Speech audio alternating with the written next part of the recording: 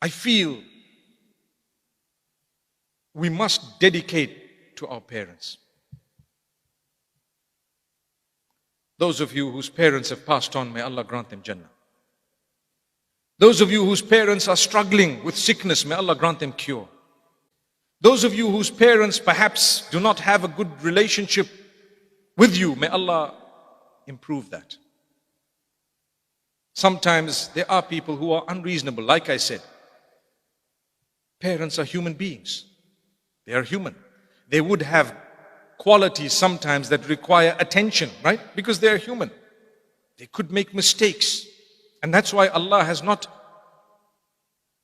asked you to obey more than He's asked you to be kind. Obedience is for Allah. You look at the Quran, there's no verse that explicitly tells you to obey your parents. But rather there are verses that tell you to be kind to them. And yes, obedience in that which is pleasing to Allah is a duty,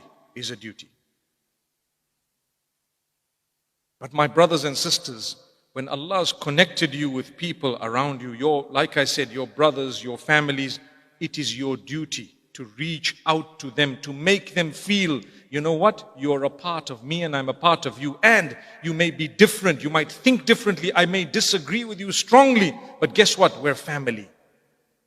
Nothing wrong in that. In fact, it's a duty. The family unit has been given so much importance in Islam and by the Prophet Muhammad, peace be upon him. Ask those who don't have family around them how it is. They probably miss them. Or those who've never had family members because of circumstances or whatever it might have been. Ask them how they pine for that type of companionship when they see others. Imagine going out somewhere and it's just you. What's the point? You need someone, and a little while later, you need your children. You will have to tolerate them. Do you know, we cannot tolerate our mothers who might have said a word to our spouses that might have been negative, but we will tolerate a child who pees on us and we'll still kiss them immediately. And we will wipe up and mop up the pee and change them and wash our clothes and still kiss them again.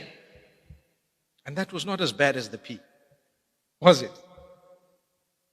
I could have given you a more explicit example than pee, but let's leave it.